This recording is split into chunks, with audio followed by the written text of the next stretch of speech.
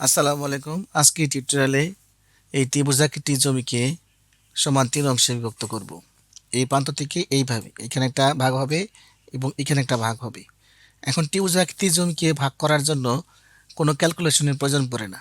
শুধু এখানে মোট কত জমি আছে সেটা বের করতে হবে। এরপর যতটা ভাগ হবে, যদি এখানে ৩ ভাগে ভাগ করি তাহলে ৩ দিয়ে ভাগ দেব। ভাগ দিয়ে যে অংশ হবে ওইটা আমরা রিমাইন্ড করে নেব। ছোট্ট একটা টেকনিকের সাহায্যে নির্ভুলভাবে এর আমরা ভাগ বন্টন করব। দেখবেন যদি ভালো লাগে চ্যানেলটি সাবস্ক্রাইব করবেন, শেয়ার করে দেবেন। চলুন শুরু করি। তো এই ত্রিভুজাকৃতি জমিতে মোট কত শতক জমি আছে সেটা চেক করব। কিবোর্ড থেকে লিখবো এলআই, এল থেকে ইন্টার।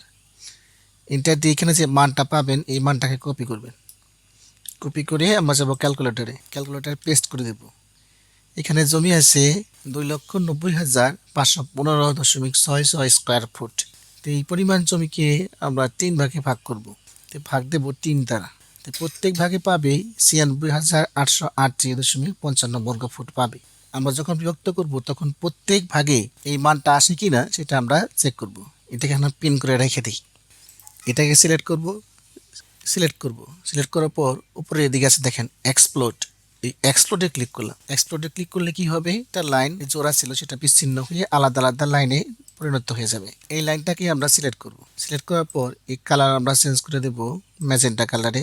কিবোর্ড থেকে লিখবো ডিআইবি প্লাস ইন্টার। ইন্টার দিয়ে লাইনটাকে সিলেক্ট করলাম। 3টা সমান ভাগে বিভক্ত হবে, কাজে এখানে 3 লিখে ইন্টার দিলাম। লাইন টুল সিলেক্ট করলাম। এখান থেকে এই যে যেখানে আমার বিভক্ত হয়েছে লাইনটা ওইখানে ক্লিক করলাম। আবার ইন্টারসেপ্ট দিয়ে ওই কমান্ডটা ফিরিয়ে এনে আবার এখান থেকে এইখানে জয়েন করে দিলাম। কিবোর্ড থেকে টাইপ করব বিও, লিখে ইন্টার, পয়েন্ট দেবো। এখানে একটা ক্লিক, এখানে একটা ক্লিক, এখানে একটা ক্লিক এবং বাইরে একটা। এই ভাগের অংশটুকু ব্লু কালার দিলাম আর এই ভাগের অংশটাকে আমরা ম্যাজেন্টা কালার দিয়ে দিলাম। তাহলে এখানে আমার 3টা ভাগ হয়েছে।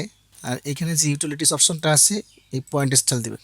পয়েন্ট স্টাইল থেকে আমরা এটাকে নান করে দেব।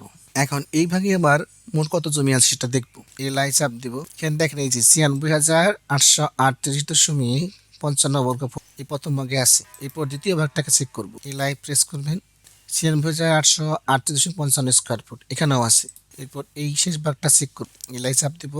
এখানে দেখবো এখানেও আছে 96,838.55 বর্গ ফুট। অর্থাৎ এই জমিটা অসমানভাবে বিভক্ত হয়ে গেছে।